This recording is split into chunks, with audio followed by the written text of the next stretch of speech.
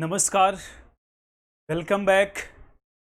आपका पुनः एक बार स्वागत है आपके अपने आरबी क्लासेस यूट्यूब चैनल पर। जैसा कि आपको हमारे बैकग्राउंड में दिख रहा होगा कि आरबी क्लासेस के द्वारा लेखपाल संकल्प बैच 2020 का आगाज किया गया और जिस तरह से आपने यूपीएसआई की बैच में बढ़ चढ़कर हिस्सा लिया था, उसी तरह से आप लेखपाल की बैच में भी बढ़ चढ़कर हिस्सा लेंगे। ये आशा, ये कयास आरबी क्लासेस की तरफ से लगाया जा रहा है। तो हम आपको आज चर्चा करेंगे ग्रामीण परिवेश के बारे में, जिसका लेखपाल के एग्जाम को क्वालिफाई करने में, उसको क्रैक करने में एक अहम भूमिका होती है। ग्रामीण परिवेश की बात की जाए तो ग्रामीण परिवेश से कुल 25 क्वेश्चन आते हैं। कितने क्वेश्चन आते हैं? 25 क्वेश्चन में आते हैं, है ना। अभी आपको अगली हम पीपीटी में दिखाना चाहते हैं कि उसमें क्या क्या सिलेबस हैं, कैसे कैसे हैं। ये देखिए आपके सामने है। लेखपाल परीक्षा योजना की बात की जाए तो वस्तुनिष्ठ प्रश्नों की संख्या कितनी होती है? 100। कितनी होती है मेरे भैया? 100 होती है। वस्तुनिष्ठ प्रश्नों की संख्या कितनी होती है? 100 होती है। बात क्लियर? 100 प्रश्न तो होते हैं, लेकिन अगर इनको हम अलग अलग सीक्वेंस में बांटें, अलग अलग सब्जेक्ट में ऐसे अगर हम कैटेगराइज करें, डिवाइड करें, तो क्या क्या होता है?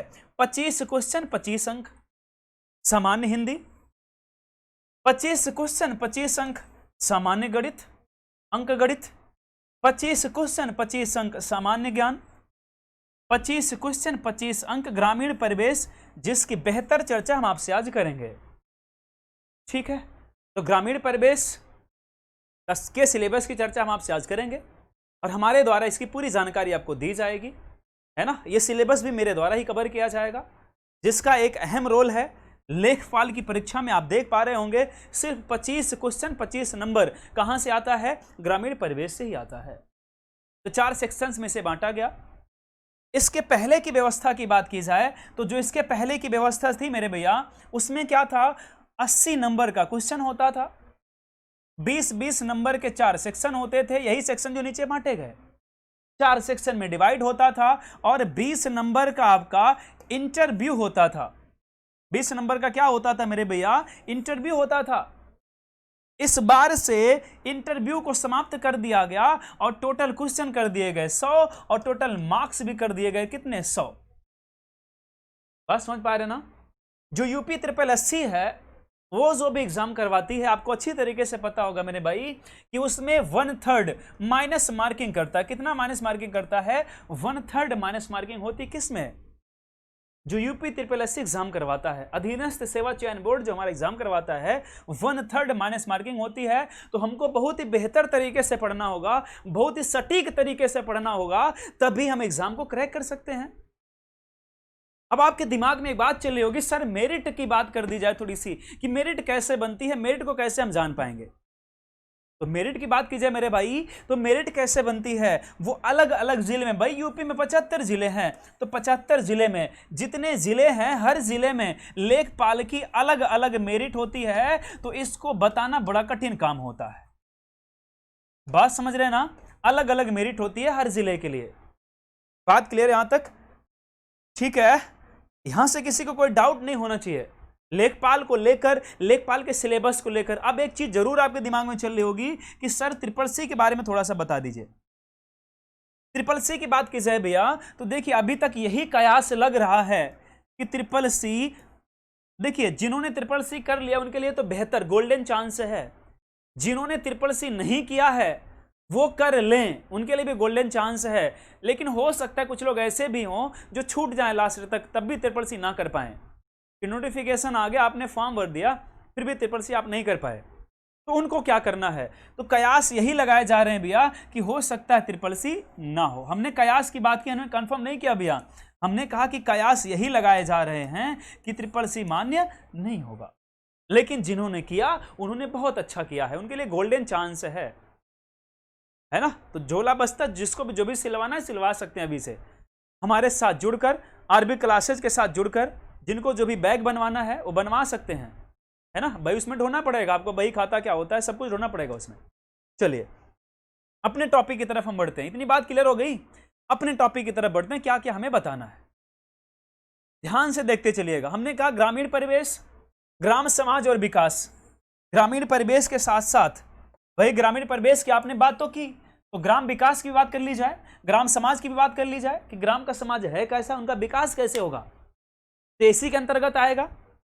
अब सिलेबस देखिए क्या क्या बताया गया कि ग्रामीण की परिभाषा का वर्गीकरण, मतलब ग्रामीण की परिभाषा बेहतर तरीके से जाननी होगी, इसका वर्गीकरण कैसे कैसे किया गया ये भी आपको जानना होगा। दूसरा भैया भूमि पैमाइश, जिसमें एकड़, बीघा, विश्वांशी, कचवांशी, ये सब जानना होता हमको। बात समझ पा रहे हैं ना, ये सारी चीजें यहां से जाननी होती हैं। तो भूमि पैमाइश बहुत ही महत्वपूर्ण टॉपिक होता है आपके आने वाले एग्जाम की दृष्टि से, लेखपाल के पॉइंट ऑफ व्यू से।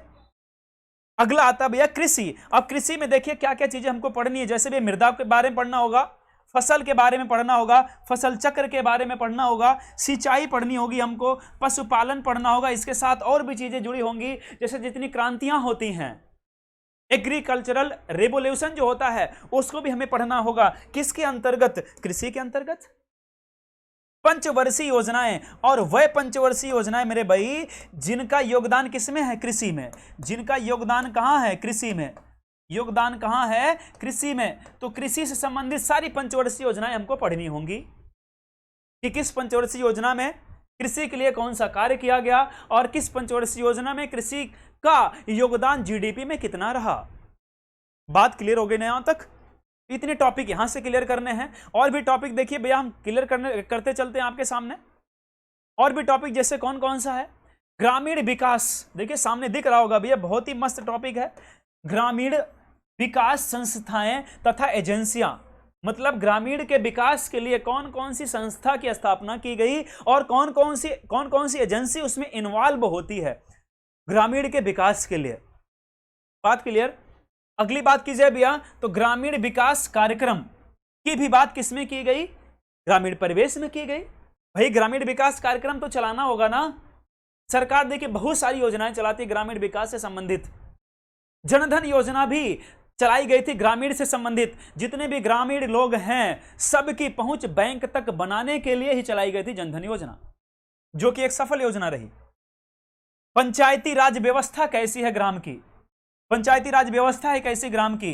ग्राम, तहसील, बात समझ रहे हैं ना भैया, जिला, इस तरह से जो डिवाइड किया गया, ये पंचायती राज व्यवस्था की बात किसमें की गई? ग्रामीण परिवेश में की गई। ग्रामीण स्वास्थ्य सेवाएं, ग्रामीण स्वास्थ्य सेवाओं की बात किसमें की जाएगी? इसी टॉपिक में किया जाएगा कि ग्रामीण स्वास्थ्य सेवा को हम कैसे बेहतर बना सकते हैं, कैसे ग्रामीणांचल में रहने वाले लोगों तक हर हॉस्पिटल की पहुंच को हम बना सकते हैं। ये सारी व्यवस्थाएं किस टॉपिक के तहत की जाएंगी भैया? ग्रामीण स्वास्थ्य सेवा के तहत की जाएगी। अगला आता भैया राजस्व परिषद। अब राजस्व परिषद का मतलब क्या हुआ भैया? जिसे रेवेन्यू बोला जाता है। क्या बोला जाता है? रेवेन्यू बोला जाता है। बात समझ गए ना? तो राजस्व परिषद की बात किसमें की जाएगी? इसी टॉपिक में की जाएगी।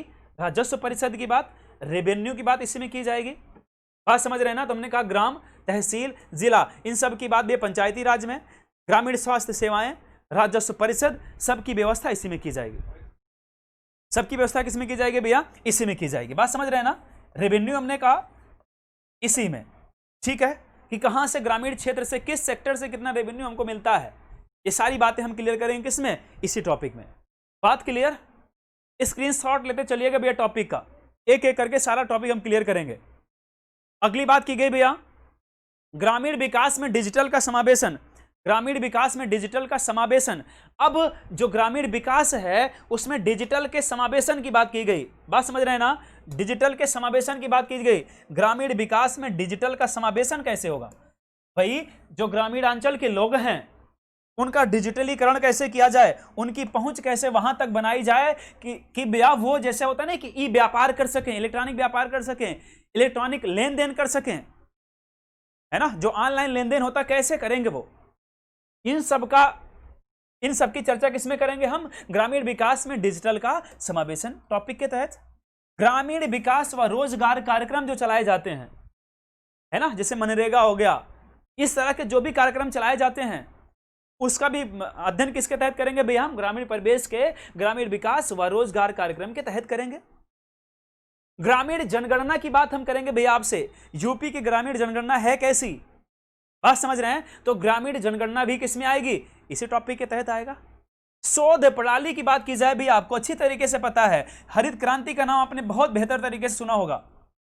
तो हरित क्रांति के तहत फसलों के उत्पादन को भैया, खाद्यान्न के फसलों के उत्पादन को बढ़ावा दिया गया। तो ये सब कैसे आया भैया? अगर शोध न किया गया होता तो क्या ये सब संभव था? कभी नहीं संभव था। दिन ब दिन भैया कृषि क्षेत्र में शोध की जरूरत है कि कैसे हम अपनी उत्पादकता को बढ़ा सकते हैं, क्या करें कि जीडीपी में कृषि का योगदान बढ़ जाए। क्लियर? अगला आता है भैया ग्रामीण विकास संस्थाएं तथा एजेंसियां। ग्रामीण विकास की संस्थाएं कौन सी हैं और एजेंसियां कौन कौन सी हैं? इस टॉपिक की भी चर्चा हम किसमें करेंगे भैया? ग्रामीण विकास के तहत करेंगे। बात क्लियर हो गई? यहां तक बात क्लियर हो गई भैया? इसका भी स्क्रीनशॉट आप लेंगे जी, इसका भी स्क्रीनशॉट बेहतर तरीके से लेंगे और एक एक टॉपिक आप क्लियर करते चलेंगे। ठीक है, इतनी बात रही किसकी? ग्रामीण विकास की, ग्रामीण परिवेश की। अब किसी को कोई भी डाउट हो तो भैया हमारे ऐप पर कमेंट करके पूछ सकता है कि सर ग्रामीण परिवेश से टॉपिक छूटा हुआ है। अभी जब हम भैया गारंटी लेते हैं, जब हम टॉपिक शुरू करेंगे ग्रामीण परिवेश का, तो एक एक टॉपिक क्लियर करते हुए चलेंगे, एक भी टॉपिक आपका छूटेगा नहीं। जितने क्वेश्चन पूछे जाते हैं पिछले एग्जाम्स में, जो जो क्वेश्चन पूछे गए और आने वाला जो आपका लेखपाल का एग्जाम है उसमें किस तरह से क्वेश्चन पूछे जा सकते हैं, कहां से पूछे जा सकते हैं, हर लेवल पर चर्चा हम आपसे करेंगे। एक भी लेवल नहीं है जो छोड़ दे हम, क्योंकि आपको पता है भैया हमारा स्लोगन ही है, हर क्लास में हम बताते हैं कि फोड़े का दर्द वही जानता है जिसको फोड़ा हुआ होता है। कर दिखाओ कुछ ऐसा कि दुनिया करना चाहे आपके जैसा। तो आरबी क्लासेज इसके लिए कर्तव्यबद्ध है कि वो ये आपको इस प्लेटफॉर्म पर लेकर आएगी कि आप चीजों को बहुत अच्छी तरीके से कर पाएंगे, चीजों को बहुत अच्छी तरीके से सीख पाएंगे। इसकी गारंटी हम खुद लेते हैं। ठीक है, ये बात रही किसकी भैया? ग्रामीण परिवेश से संबंधित सिलेबस की, जिसकी बेहतर चर्चा हमने आपसे की। तो इतना टॉपिक हमको कहां से पढ़ना है? ग्रामीण परिवेश से। ठीक है, हम आशा करते हैं सारे टॉपिक आपके क्लियर हो गए होंगे। एक भी टॉपिक ऐसा नहीं जो आपने छोड़ दिया होगा, जो आपका क्लियर ना हुआ होगा। बाकी जब हम इसके अंदर से बताना शुरू करेंगे कि इसमें आती कौन कौन चीजें हैं, तो आपको और बेहतर तरीके से चीजें समझ में आएंगी। ठीक है, तो आप लोग जितनी भी क्लासेज हैं, हमारे ऐप से जुड़ने के बाद, हमारी क्लास को खरीदने के बाद, हमसे जुड़ जाने के बाद हमारे साथ लग जाइएगा मेहनत से, और हम आशा करते हैं कि बैग आप जरूर सिलवाएंगे। अगर हमारे साथ आप जुड़ गए तो बैग आप जरूर सिलवाएंगे। ठीक है, इतनी गारंटी हम आपसे लेते हैं। ये रहा ग्रामीण परिवेश सिलेबस, और आशा करते हैं समझ गए होंगे आप लोग। हमें दीजिए इजाजत। बहुत बहुत धन्यवाद आप लोगों का सिलेबस को अच्छी तरीके से समझने के लिए, हमें सुनने के लिए। स्वस्थ रहिए, घर पे रहिए, मस्त रहिए। बहुत बहुत धन्यवाद।